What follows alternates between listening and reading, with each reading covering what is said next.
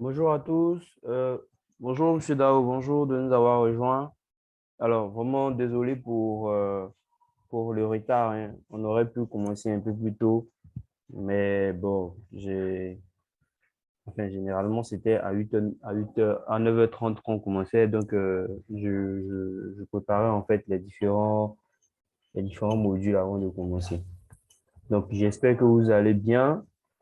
Alors, aujourd'hui, je vais me présenter rapidement. Je suis Bois Aristide Kwadjo Morocco. Je suis actuellement auditeur et diagnostic supply chain dans une entreprise en Côte d'Ivoire. Et avant ça, j'ai été Demand and Supply Planner, donc planificateur à la NBCI, planificateur de la demande et des approvisionnements. Et depuis plus de 1 à 2 ans, j'offre des formations en session fermée sur les différentes plateformes et aussi je partage en fait des notions de logistique et supply chain sur les différents réseaux qui sont LinkedIn, Facebook et aussi dans un réseau que j'alimente par les différentes informations que je partage. Donc aujourd'hui, c'est une autre série de nos différentes formations. Donc aujourd'hui, c'est une formation assez importante sur la construction d'un plan d'approvisionnement de stock efficace dans un environnement post-Covid. Alors, pourquoi ce thème est important? Avant de rentrer dans le sujet, j'aimerais rappeler que nous avons eu plusieurs sessions de formation sur le stock. Donc, sur la gestion de stock, sur les KPIs du stock, sur la planification, enfin, sur la gestion même du stock de manière numérique sur à partir des données en fait qu'on reçoit.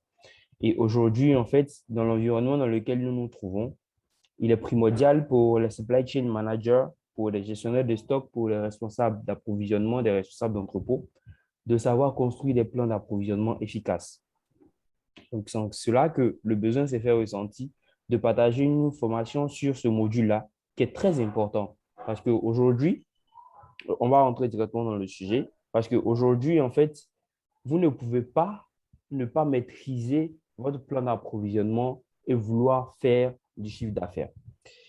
Alors, pour mieux expliquer, je vais partir sur la base de certains ratios.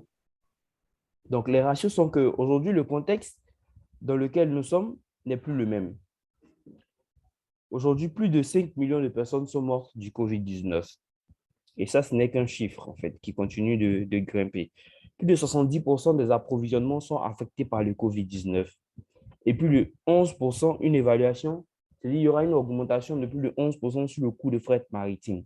Et aujourd'hui, une évaluation par Project 44, qui est un cabinet, a fait ressortir que la majorité des entreprises ont vu le décalage des délais d'approvisionnement, un décalage des délais d'approvisionnement de plus de 4 semaines. Donc, ce qui veut dire que quoi? Ce qui veut dire que le contexte en fait qu'on a connu avant Covid n'est plus le même qu'on connaît aujourd'hui. Est-ce que vous comprenez? Du coup, il est impératif pour les supply chain managers de changer en fait leur manière d'approvisionner leur stock, de changer en fait leur manière de faire les approvisionnements. Du jour d'aujourd'hui, depuis le mois de novembre, nous avons découvert un nouveau variant. Allô? Depuis le mois de novembre, nous avons découvert un nouveau variant du corona, qui est le Omicron. Donc, le Omicron aujourd'hui, la situation du Omicron est on va dire, il se multiplie plus rapidement que les autres variants du COVID-19 qui avaient été détectés. Et les États sont tenus de prendre des mesures afin de stopper, en fait, de se protéger euh, contre la multiplicité de ce virus-là. Et aujourd'hui, depuis l'Afrique du Sud, l'Europe jusqu'à l'Amérique, quelques pays ont commencé à détecter ce variant Omicron chez eux. Même le Ghana, frère à côté, a détecté le variant Omicron très récemment. Qu'est-ce qu'il faut faire?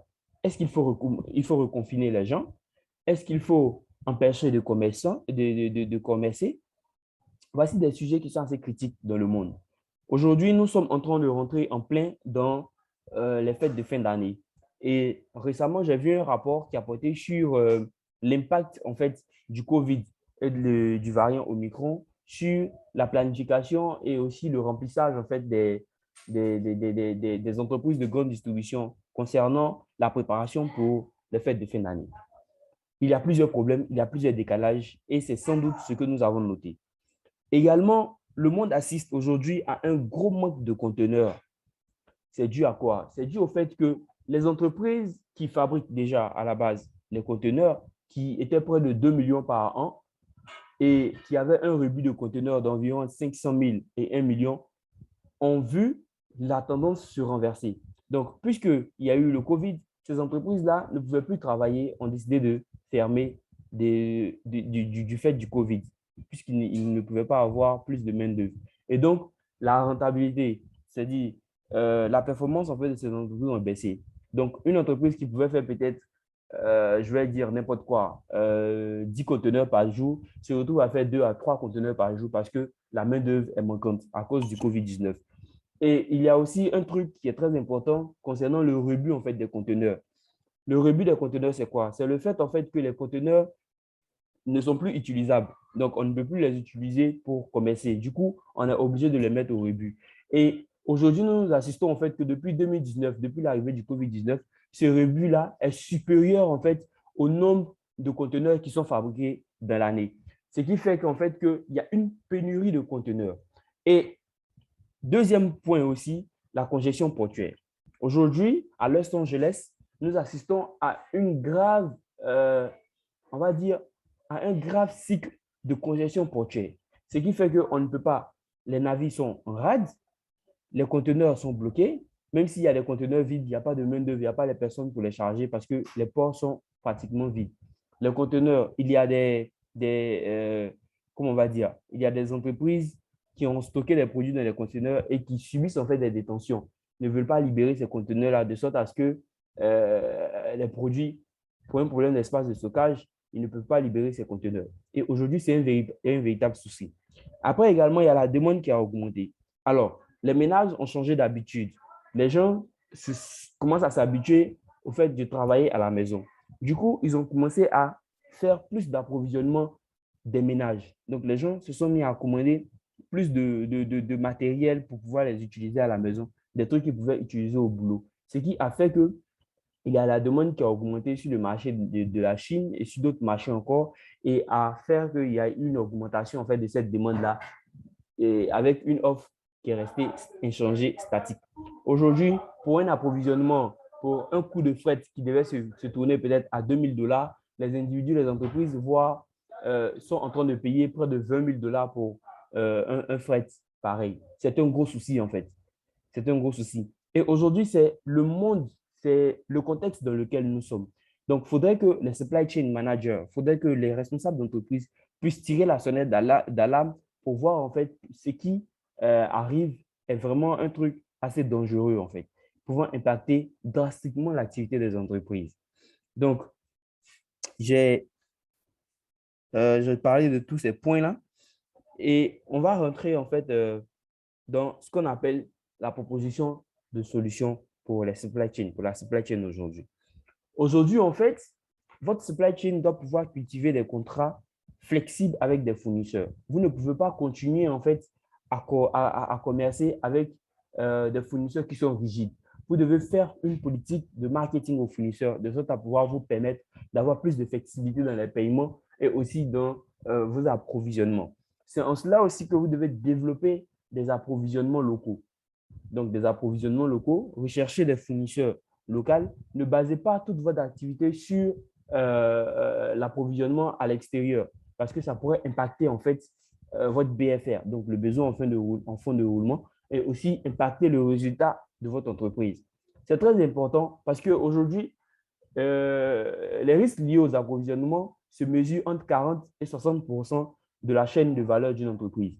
Du coup, vous conviendrez avec moi que lorsqu'une industrie ne fonctionne pas, il est plus susceptible que le problème soit porté sur l'approvisionnement que le problème soit porté sur l'aspect technique. Donc, aujourd'hui, les entreprises doivent pouvoir rentrer en leur sein et pouvoir confier une place assez importante à l'approvisionnement et à l'achat des matières des fournisseurs.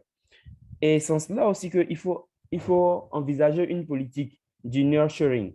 Donc, c'est cela que je parlais, approvisionnement plus proche. Développer des marchés vous permettant de faire des approvisionnements le plus proche de vos zones comment on va dire, de vente, en fait. Donc, aujourd'hui, vous allez voir que si vous êtes en Côte d'Ivoire et que vous importez, je vais dire n'importe quoi, vous importez des chaussures, vous devez être en mesure, en fait, de pouvoir des marchés autour de l'Afrique de l'Ouest, de sorte à pouvoir vous permettre en fait de toujours vous réapprovisionner en chaussures. Vous ne devez pas vous limiter seulement à vous réapprovisionner au-delà en fait des frontières de l'Afrique ou encore du pays. Et cela en fait, ici il y a une insuffisance parce que nous sommes dans un pays où il y a une carence en industrie. Il y a une carence en industrie, ce qui fait que près de 70% des matières consommées sur la Côte d'Ivoire sont importées. Donc, la majorité de nos produits qui sont importés font que les entreprises, en fait, ne peuvent pas réellement réaliser des bénéfices, des gains, en fait, sur ces approvisionnements. Et aujourd'hui, il y a des entreprises qui ont essayé, mais qui n'ont pas trouvé, en fait, de produits, de matières premières sur le marché. C'est vraiment déplorable. Et ça, il faudrait encourager par derrière les jeunes industries africaines et aussi comment on va dire, les industries qui naissent, les business qui naissent, en fait, à orienter leur activité dans ce sens. Après, également, il y a les délais de réapprovisionnement qui sont plus ou moins longs. Alors, aujourd'hui, les délais de réapprovisionnement qui sont plus ou moins longs. Alors, si on avait l'habitude de s'approvisionner en 30 jours ou en 60 jours, il faudrait penser en fait à aller un peu plus loin, de sorte à pouvoir nous permettre de constituer un stock conséquent, nous permettant en fait de garantir en fait la disponibilité du stock. Mais par derrière, il faudrait mener des actions de sorte à pouvoir avoir de l'espace de stockage et des équipements qu'il faut pour gérer ce stock-là. Donc, c'est en cela aussi qu'il y a quelque chose qui s'offre à nous, qui est d'évaluer la possibilité de faire de l'externalisation des activités logistiques. Si nous savons aujourd'hui que nous n'avons pas la capacité de mener à bien les activités logistiques comme il se doit et de s'investir, nous devons en fait faire en sorte de pouvoir toucher des individus qui ont la capacité, des entreprises qui ont la capacité de nous offrir toute la palette de services touchant directement aux activités logistiques. Et aussi, il y a également la visibilité de bout en bout pour gérer la volatilité de la chaîne d'approvisionnement. Donc, ça ici, c'est un conseil donné comment on va dire, par par des entreprises exportatrices et importatrices. Elles ont vu qu'en fait, elles n'avaient pas en fait une visibilité totale sur les approvisionnements de bout en bout de leur supply chain.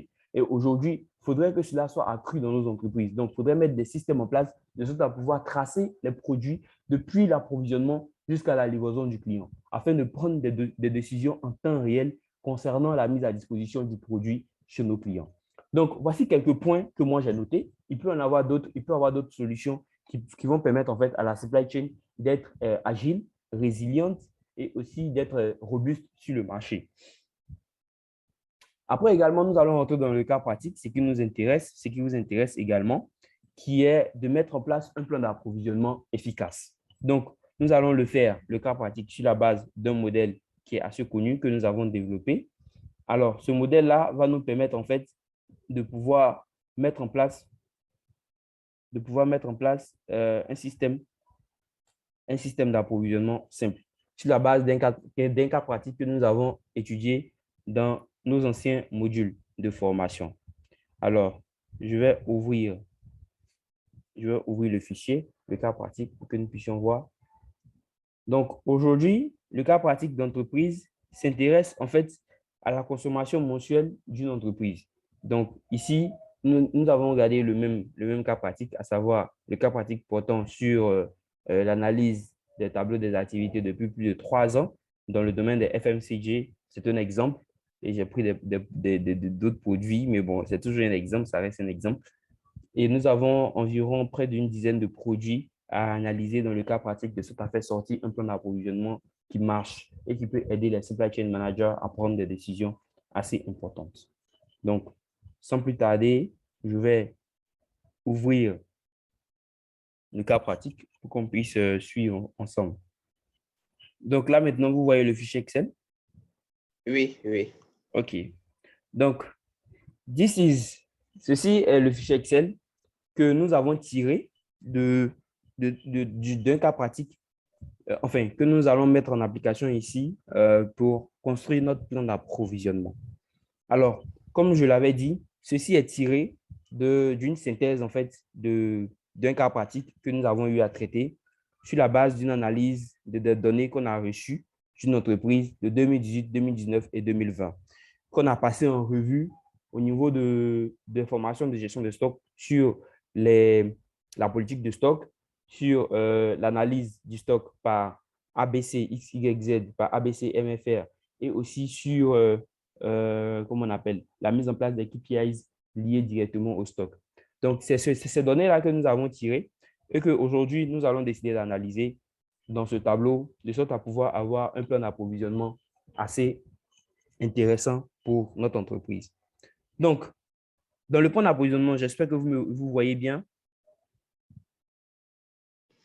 Oui, on voit. OK, d'accord. Donc, dans le plan d'approvisionnement, aujourd'hui, nous avons ces données-là, de janvier jusqu'à décembre. Qu'est-ce qu'on va faire dans un premier temps? On a créé un tableau qui va nous permettre en fait de concilier plusieurs points avec des formules de sorte à pouvoir détecter les quantités économiques à commander, les couvertures de ces stocks, les prix également au niveau des achats, la valeur de ces stocks et la valeur de la commande. Et après, on va faire ressortir des KPIs ici au niveau de l'horizon de couverture, de la couverture mensuelle, des valeurs de stock, des valeurs de commande, du besoin réel, du nombre de commandes moyennes, du nombre de tournées, de la variation de la trésorerie, du pourcentage de la consommation et de la variation des prix.